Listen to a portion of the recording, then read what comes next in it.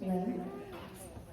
Great, we are so glad that the few of us that are here. I know that the people in this room are the ones that go and share what they've heard and what they have experienced here tonight. We are going to be filming this also so that we can hopefully get the word out to more people that were able to attend all of their other events. We know that Westlake has a winter sports thing tonight. We know that's taking up some of their time, and we know how busy people are. So we're just so glad that you're here. We have decided tonight to be able to use our youth council to moderate these Q&As and then a lightning round. And so we're just so happy that we have so many willing participants that are definitely eager and willing to get involved. And we just love that so much. So we want to hear from our candidates. So we're going to go ahead and get started. Thank you for being here. Good evening and welcome to tonight's West District School Board Candidate Forum. Thank you for joining us to meet the candidates who will help shape the future of our new district. My name is Brittany Davis, and I'll be serving as one of your moderators tonight, alongside Alma Alvarenga, Grant Jensen, and Avery Wayne.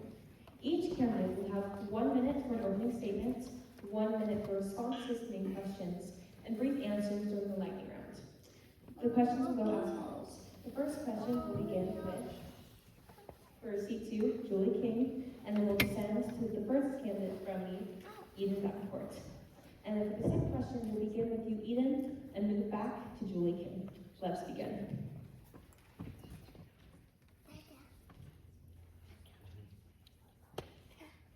Oh, okay, I'm so sorry. It's okay. Each candidate has 1 minute for an opening statement. Candidate A, you may begin. Julie. Okay, I think the mute came off. Yes. Okay, great. So my name is Julie King. I have lived in Saratoga Springs since 2005. I currently serve on the Appalachian School District Board of Education. I'm in my 7th year of service. One of the things that I am super passionate about is education and making sure that each child has the best educational experience possible. My professional experience, I worked as a social worker. I have a bachelor's degree in family sciences with an emphasis in human development, and then a master's degree in constitutional government, civics, and law.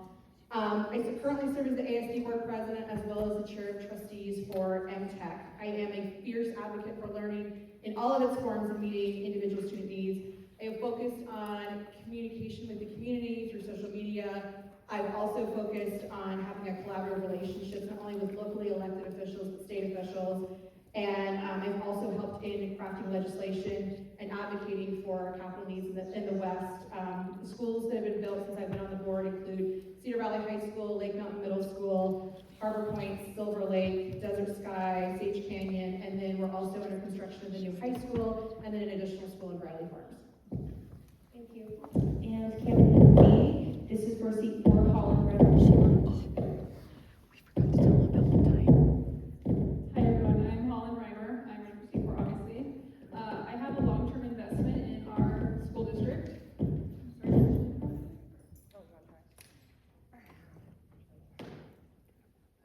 That's much better.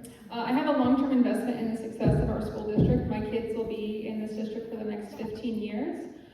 We have about 3 dozen people moving into our school district every day, and so we obviously need to really prioritize building schools as quickly as possible, as well as being fiscally responsible. I would like to make sure that we prioritize getting our kids to and from school in a safe and timely manner, and making sure that our SPED kids are able to have the resources and materials that they need to really succeed in our school, as well as creating a culture of transparency that we make sure we really front load our community with information about our votes and bonds that we want to have passed. That way our community can understand the interests of our school board. Next we have Eileen Strong for seat 4. Hi, I think I bring a well-rounded viewpoint for this seat. First of all, I was a student myself at one time, so I know what it's like to eat in the cafeteria, go to my locker, worry about girlfriends and boyfriends and all that kind of stuff. So I was a student. I was also a parent and did all the PTA stuff. I was on the board, I did the class parties, I did school events, I did lots of things with the PTA and at the school when my kids were little. As soon as my kids left home, I went back to school and got my certification and became a teacher, and then went back and got a master's degree and became a principal in Alpine School District. And then now I'm retired and I'm a taxpayer community person. So I know what it's like to be on a fixed income and worry about the taxes. So I think I bring a real well-rounded viewpoint to the board. I've been a student, I've been a parent, a vicious parent who worked for my kids. I was an administrator and worked inside the school and know all about running a school, and then as a taxpayer and retired person on a fixed income. Thank you, Eileen. I'd like to remind our candidates just one more time that one hand from our other moderators means 10 seconds, and two hands means please come to a clean stop. Thank you. For seat 5, starting off, we have Amanda Clausen. Hi, I'm Amanda. I've lived here in Saratoga since 2020. We were blessed with the pandemic to have the lower house prices to come out of Saratoga. I have 3 kids. I have a 3rd grader, a 6th grader, and a 9th grader. So next year I'll have a kiddo at each school. As far as what I've done with experience education, I used to work at Granite District as a reading aide for several years. I was also a crossing guard, and I was one of the after-school program directors for Salt Lake City School District for Newman Elementary, which is a really high gang area and a low-income community. But those kids are my babies, even before my own. I've been with them so much, and I miss them. Here, I've been active in the PTA. I've been in the community council for the past 3 years. I'm very grateful for our public education, and I'm excited to see what this new district brings for us. Thank you, Amanda Clausen. Next, also for seat 5, we have Matt Isaacson. Hi, I'm Matt. I'm a dad of 5 boys. I've got kids in elementary, middle, and high school, and one that recently graduated. And when we started this whole process, when the district split was just an idea and then became a reality, I started thinking about all of the things that have to happen to make it successful. It's just so many things, and realized that a lot of my experience actually applies really uniquely. I joined a company about 20 years ago where we went from a really small organization to a large one, and while parallels between business and education aren't 100%, I've been there. We've established goals and set vision, created strategy, maintained and managed budgets, hired senior executive staff, and been through all of that growth and that experience. So I'm just really excited to leverage that experience and use my leadership talents that I've been able to build and do that in service of this new district. Thank you, Matt Isaacson. For seat 7, we have Joylyn Lincoln. Good evening, and thank you for coming out. I'm sure you have many places to be today.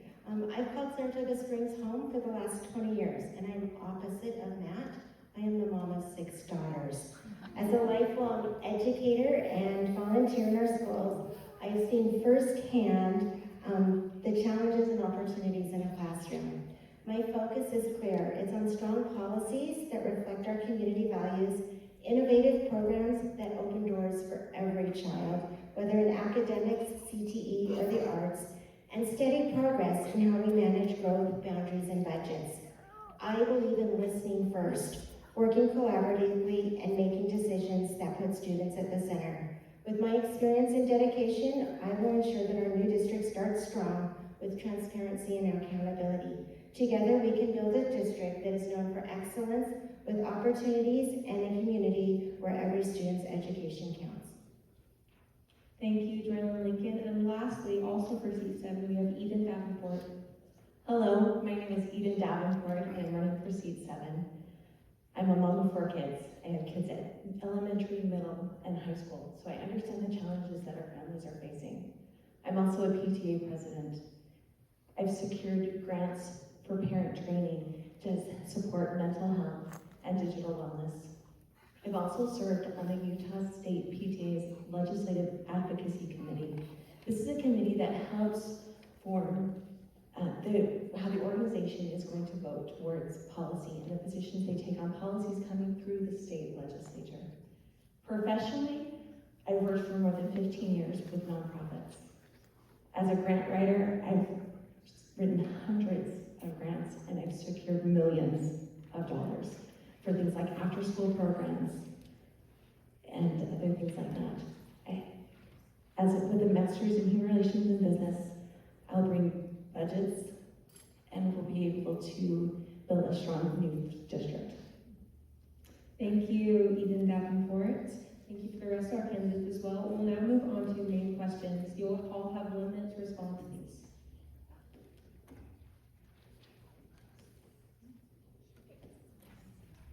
Hello, okay, can you hear me? Here we are. Okay. So, like Brenda just said, we have 1 minute on the clock for each of the candidates. Our timekeepers, please raise your hand. 1 hand will signal 15 seconds left, and 2 will be when you're ready to be done. Okay. The first question, we're going to start with Eden Davenport over here, please, and we'll go down the line. What is your vision for the new West District in the next 5 to 10 years? So my youngest child is in 2nd grade. So 10 years from now, that means she's going to be the one that's graduating. My oldest child right now is a junior, and my hope for the new school district is that when that youngest child gets to be a senior and she graduates, that things are better than they are now. That we have a better management of our class sizes, that we've built schools at a responsible rate, that it's keeping up with the growth of our rapidly growing community. I hope that we can look back at this transition time and we can see that we've done a good job, that we're able to provide stability through the transition, that our teachers feel supported, and that we've built a really strong school district that our community can be proud of. My vision for the West District is we build a district that is student-centered, community-driven, and future-focused. In the next 5 to 10 years, I want us known for excellence. Excellence in academics, opportunities in CTE, and strong support for our teachers. As one of the fastest growing districts in Utah, we need thoughtful planning so that our facilities will keep pace with our growth in our neighborhoods. This means that new schools are built on time, we have safe transportation systems, and classrooms that aren't overcrowded. At the same time, we must protect and attract great teachers. By investing in professional growth and ensuring competitive pay, I envision that we will be a district of excellence. I totally agree with the idea of keeping up with growth. It's going to be one of our primary challenges, but it's really not a problem so much as an opportunity. If I fast forward 10 years from now and look back, we'll have built schools and made the most of those opportunities, being strategic and smart in how we build, building where we need them and not overbuilding where we don't. I also think there's an opportunity to take some best practices from programs that excel now. A state audit that just got published recently was highlighting something from the Alpine School District where they started a mentorship program for administrators, and they were able to correlate the mentorship of new administrators directly to increased performance in academics for the students. That's just one example where we can leverage those best practices, apply them across the whole district, and create something really amazing. My kids have been thriving since we moved here from Granite School District, not to dog on them, but it has been, I've noticed a huge difference in their education. So for me, one of the big reasons why I was running for school board is I don't want my kids to get less than what they're getting right now. There's a reason why Alpine has been voted one of the best employers of the state many, many times. I'm hoping that we can continue to make this a seamless transition for our babies, and we can continue to have such amazing programs, continue to bring amazing staff, and that every student can be successful. Having been a parent myself and worried about my children going to school and then also being in the school and working with students, I believe the very core of our school district is the students, and everything should be thought after and worked through the eyes of the student. I have on my desk, children only have one childhood, and we need to make it the best childhood we can. So in looking at the school through the eyes of the student, we need to strengthen the student by strengthening the adults that work around the student. So all the teachers, all the secretaries, the nurse, the librarian, the custodian, the transportation, All of those need to be strengthened and worked on and supported so that they can in turn support our students. Our students are our future, and we want to make the best. So in the next 10 years, I would like to see the district really soar with the students, and we will only do that if we start with the students. My vision for our district is that people move to Eagle Mountain and Saratoga Springs because we have the best school district.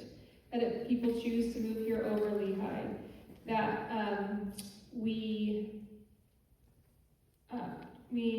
challenge our students and allow them to fail in a safe environment. That way they can learn and grow. That we create a culture for our teachers where they feel empowered and listened to, and that we allow our students to learn more hands-on and delve into their passion like arts and STEM.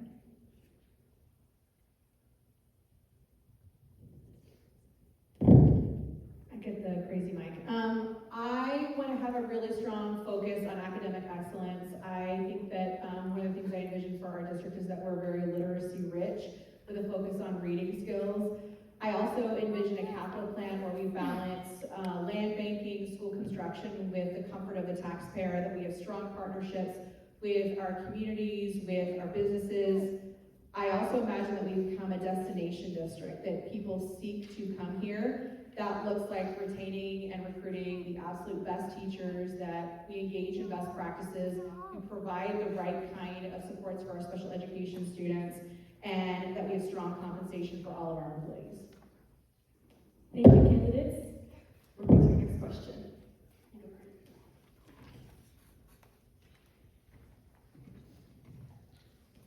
All right, this is going to go the same way, starting with Julia King this time. What are your plans for students and teachers at Westlake High School over the next 3 years, as enrollment could approach over 4,000 before the new high school opens? Well, the number one solution is getting that high school to open in the fall of 28. That's been the focus for the past couple of years. I think we need to form a strong partnership between our staff and our principals about finding solutions. The people who are best equipped to solve problems are those who are closest to it. And that's why we need to make sure that our staff members and our administrators are part of that. We can look at solutions like 0 hour, enhancing our online options, doing lunch partnerships, which we've done in the past before Cedar Valley High School opened, expanding our summer school options, expanding our work-based internships and learning programs, and also supporting our students who are seeking early graduation. I couldn't say that any better myself. Thanks, Julie.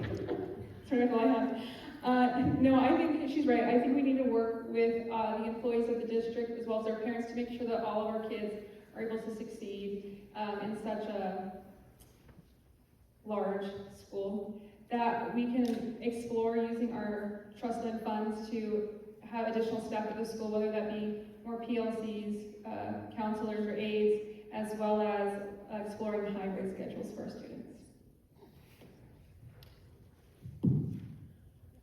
So I agree with what both Julie and Holland said, and I just want to go a little bit deeper. I did go sit down with the Westlake administration and talk to them in detail about things that they're worried about. And they are worried about the growth. One of the things that they are particularly worried about is graduation. They went to UVU last year, and there was some people who couldn't get in because of graduation. They had almost 1,000 students who graduated. They're also worried about lunch. So one thing the administration did was make one lunch instead of 3 or 2, and they made it extra long so that kids have time to go home and come back, or they have time to go to a fast food place and come back, or stand in line at the school, and they would have time to do that. I believe, like Julie said, the administration and those who are working there know what is going on, and we need to listen to them and turn to them to help us with that problem. I feel like we all kind of are on the same page with all of our ideas, which is nice to see that we're all just kind of like unified. One thing I would love to focus on, Julie mentioned it a little bit, is having online options. We have so many amazing educators in our area who are taking time off to raise their own kids at home. It would be amazing if we could bring them as a part-time or 0.5 teacher. They can take a class online. One teacher could easily reach 45 kids to teach social studies and have an amazing community. Our kids are really resilient, and I think that would help a lot to ease that, that need to be physically in the schools. So this would be a hard one, but with Cedar Valley dropping its 9th grade class back to the new middle school, there is an opportunity to explore looking at balancing some of the populations between the two high schools until the new school opens. In particular, the students, and it's a lot of change, but with the new students that would be moving to the new high school, maybe not easy, but could alleviate some of the population. But as much as anything, we should really be proactive, working with our city councilors, working with our mayors, and understanding the population projections so we don't get in this position again. So this question is really personal to me, as my daughter is a 10th grader at Westlake. So she's going to live the next 3 years in a very crowded school. And so it matters a lot to me that we get it right.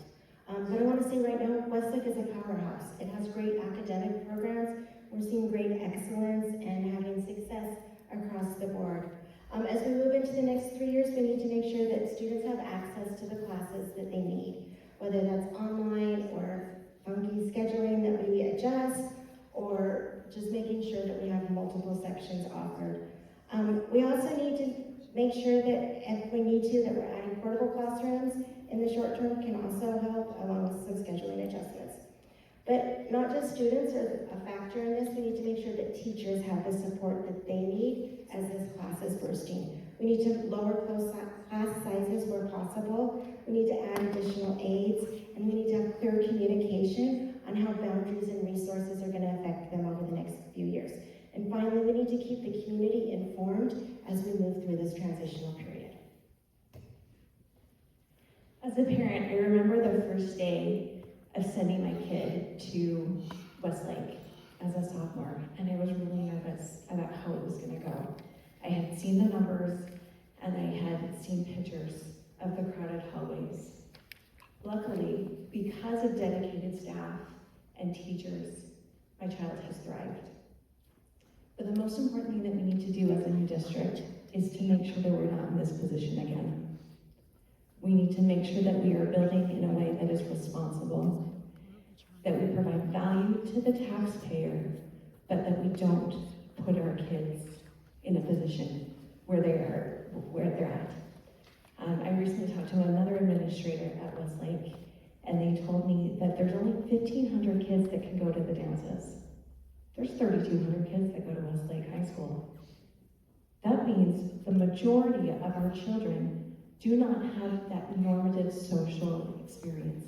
So we need to look at making sure that we add additional classes and balance those needs.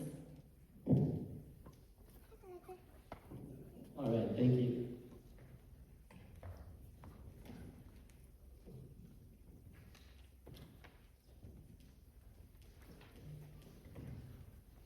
Okay, so we'll start with Eden Davenport this time, and the question is, what is your plan to ensure a competitive compensation plan and attract and retain the best teachers and employees? So if you look at the current Alpine budget, the salaries and cost for the people is the biggest portion of the budget by far. It's bigger than capital, it's bigger than anything else.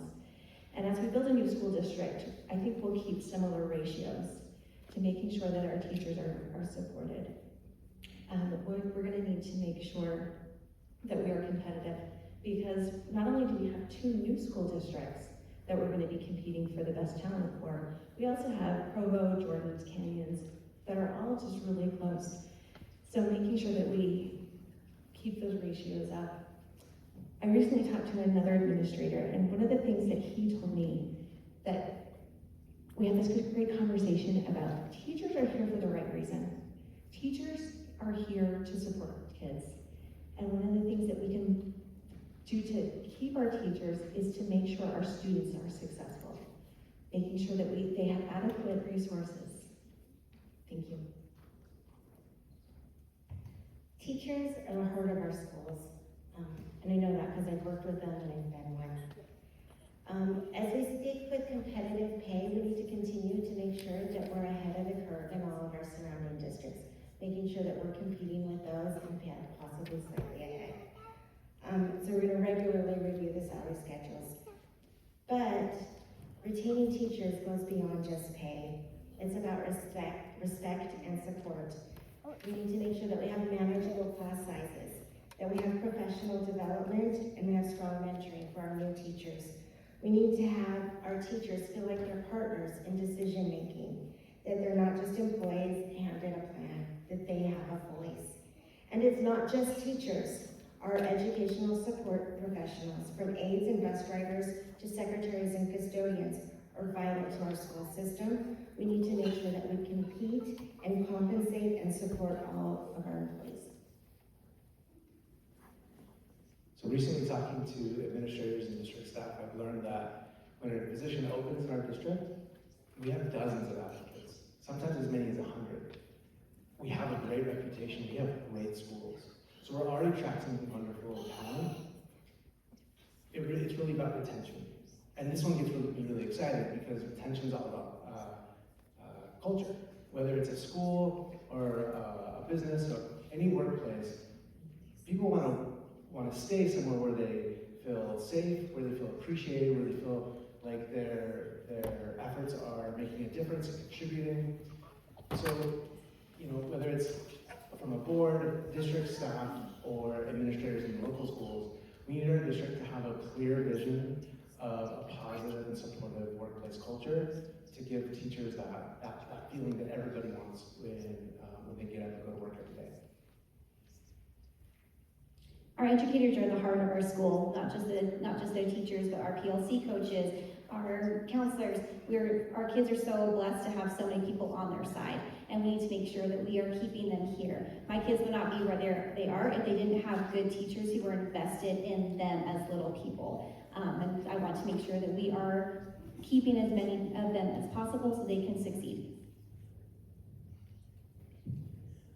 So one of the things I've heard from teachers is, could we get paid more than once a month? And having been a teacher myself, that is really hard to get paid at the end of the month. And so you'll start like in August, and you're not getting paid till the end of September. The same thing happens in December. You get a check before Christmas in December, and you don't get another one till the end of January. And those are times when the teachers are all going, I am strapped. And so I think we need to listen to our teachers on little things like that. Could we pay them twice a month? I didn't talk to business administration to find out why we do once a month, but I think it's a discussion that we can have. Our teachers need to be supported. Could they be paid more as a teacher? I looked into it, and I thought I could go to Park City and make a lot more money, but I don't want to live in Park City. I want to live where I live, and I want to teach where I live. And so there are benefits here that allow for teachers to be supported here. I recently sat down with one of the economic developers in our city, and we looked at the businesses that are coming in and the economic impact they're going to have on our tax base, and I don't see why there's any reason we won't be able to competitively pay our teachers in this new school district.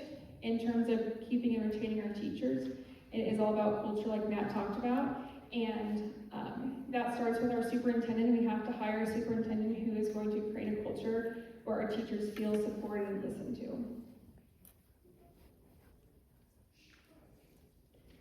So anytime you take a vote as a board member, you are one vote out of 7. And I think one of the things that I appreciate about everybody in this group is that there is a group commitment to making sure that we take care of employees. It's one of the things that I'm really grateful for with this slate of candidates.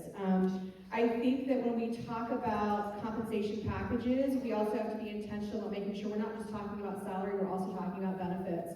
We are seeing a significant increase, double-digit increases, percentage-wise in our medical insurance costs. We need to be aggressive about tackling that because that is becoming problematic, where it's eating into any kind of pay increase we give our employees. So it's something that we really need to tackle. We need to look at things like prior experience, year-for-year match, when we pull people from out-of-district areas to make sure we are recruiting great people. I think another thing, one of our current superintendent, who was previously our BA, one of the things he always says is a growing district is a healthy district. We're going to be growing for a very long time, so I feel very confident about that. We also need to be intentional about making sure we phase those adjustments so that we are being responsible with our budget.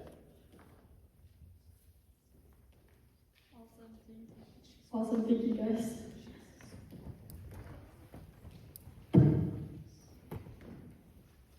Moving on to our last question for this portion, we'll start back with Julie King. This question is, what role do you believe student services such as counseling, mental health resources, and family support programs should play in promoting the overall health, wellness, and academic success of students in our district? So we're definitely seeing an increase in students who are experiencing mental health struggles. We're also seeing it in many of the adults in our buildings. I think one of the things we need to be intentional about is looking at scaling. Currently, we do a lot of things based on like one thing per school. There's a difference between being an elementary counselor when you have 500 students versus 1,200 students. I think we need to provide a level of support to make sure that we're partnering with parents and making sure that they're being educated about ways that they can help their students manage stress, build resiliency, deal with conflict resolution. Our children can't learn if they're hungry. We have worked with legislators to get an increase in funding for students who face reduced meals, to get those for free. Student services is a force multiplier when it comes to meeting student needs. These are not extra things, these are essential things. We can invest in student well-being, and that will strengthen their academic achievement. Yeah, I agree. I think our student services need to be flexible. When we have our students that don't have the support at home, we need to obviously increase those to make sure that our kids are able to succeed no matter what's going on in their home life. And then when we have our students who do have that support at home, that we use those services to support what's going on with the families. That as we strengthen the families of our district, we're going to be able to build our community. So like I said previously, it starts with the student, and as a principal, there's a whole department at the district called Student Services that I leaned on several times as a principal. They're the ones that help you with like divorce situations and student records and that sort of thing. And I would call them and say, what do I do here, what do I do there? And they were very helpful. As we start with the student and support them, we also support the families and the teachers who surround them. I saw a difference in my school when I first started as a principal. We didn't have counselors, we didn't have the mental health, and it was very much needed. I saw my school change when the counselors were increased, when the psychologists were increased, when the coaches were increased. We were able to, the coaches take care of the teachers, and the psychologists take care of the kids, and it's a very good decision to keep those going. Social emotional wellness is like something very dear to my heart with this process. My daughter benefited from our counselor at Springside Elementary. She has severe anxiety, and he helped us get a 5-4 plan for her, get her what she needed, but also to help her learn coping mechanisms. We can't expect these young little kids to just be able to handle their emotions. Most adults can't handle their emotions, let's be honest. So it's so great to have a group of people, when it's not just one. Like Eileen said, we need to have good counselors, we have good social workers, a good team to help support the child be a well-rounded individual. So I'm a son of a career educator. My mom was a teacher who, when I was a kid, went back to school and became a middle school counselor. So I saw her efforts and the tireless efforts of those ancillary staff. And we say ancillary, we think of them as extra outside of maybe the classroom, but they're really not. During college, or after college, I actually worked in an alternative school, high support, high need, at-risk students. And the trauma, unfortunately, that I was able to see and work with in that student population was more than any student, any youth should go through. They're not extra, those services are lifelong. So it's so important that we make room in the budgets, that we support them, because those students, they need them, they rely on them. The primary role of schools is to educate students, and it has to remain our focus. At the same time, we know that when learning is disrupted when students are struggling with challenges that spill into the classroom. By having access to counseling, mental health resources, and family support programs, we can address those issues early and minimize disruption. So teachers can focus on teaching and students can focus on learning. These services are not to replace the role of families or expand the mission of schools. They are about keeping classrooms functioning and helping students stay engaged in their education. When students have the right supports, teachers spend less time managing crises and more time on instruction. That's a win for everyone, families, teachers, and most importantly, the students. So it sounds like my mom and Matt's mom are pretty similar. My mom taught theater for 24 years, and then she went back and got a master's in counseling, and she was a counselor at a high school for 10 years. My undergrad is in psychology, and I worked for 15 years to provide social services, to fund social services for the communities that I've lived in. At Saratoga Shores, as a PTA member, I've written grants, and we've provided parent training. We brought in different counselors, different services to help parents better manage the emotional needs of their families. And I'd love to continue to partner within the new district to making sure that parents are an important piece of that. Because when the child succeeds and has all the support, the whole classroom thrives. Excellent questions, or excellent answers, candidates. We'll now move on to our lightning rounds. Each one of us moderators will ask all of you 2 to 3 questions, and in turn, you will all give a short answer. These answers can be yes or no, a phrase, or even one word. Question 1. We'll begin back with Ethan Davenport. Should West District freeze boundary changes until the new high school is open? I think we need to keep all of our options on the table. Sorry, short. No, we shouldn't freeze them. We should allow the current board to make adjustments to students' needs. Yeah, definitely not. No, we can't freeze anything. I think we need to work with the administration and see what they need and support them. We absolutely cannot freeze the boundaries. Options need to stay open. Thank you, candidates. For our second question, we'll begin with Julie King. Should the district prioritize new facilities or teacher pay? Yes. Yeah, both, they come from different pots of money. Same answer, yes. Both of them. Different budgets, we could do both at the same time. Yeah, I think it's good both together. Both, they come from different budgets. Let's do both.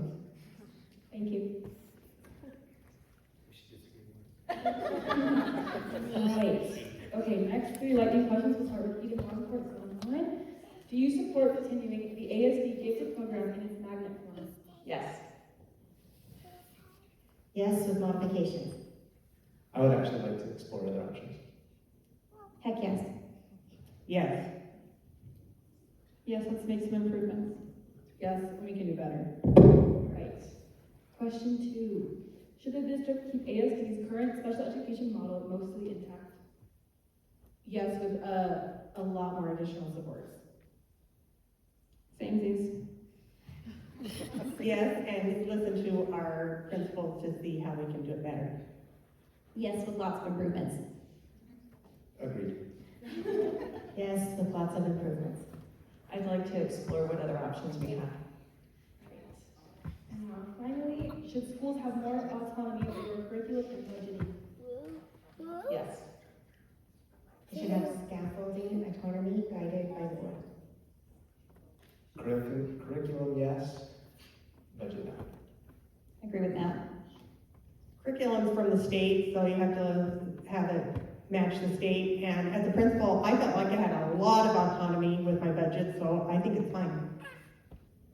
Yes, especially with our trust fund funds. Yeah, it's state standards, and then the budgeting, each school has their own bucket of money, so no changes there. Alright, thank you, Candace.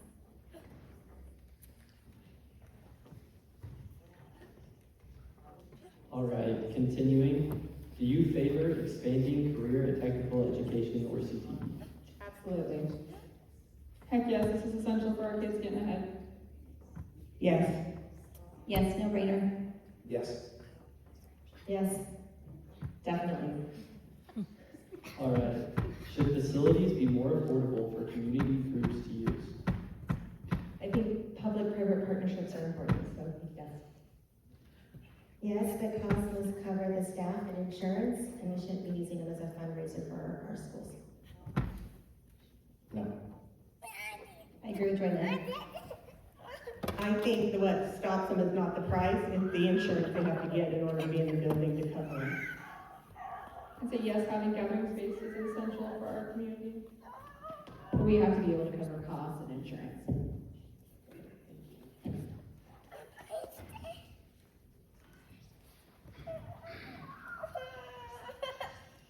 Should the district publish parent-friendly board summaries after every meeting? Yes. 1,000,000%. Yes. Yes, in layman's terms. Please, yes. Yes, we can continue the board groups that already exist. Absolutely, communication is critical. What is one ASD policy you think the new district should keep? So I'm a technical writer. I'm going to be able to write policy. I think it's important that we make sure that they are transparent and that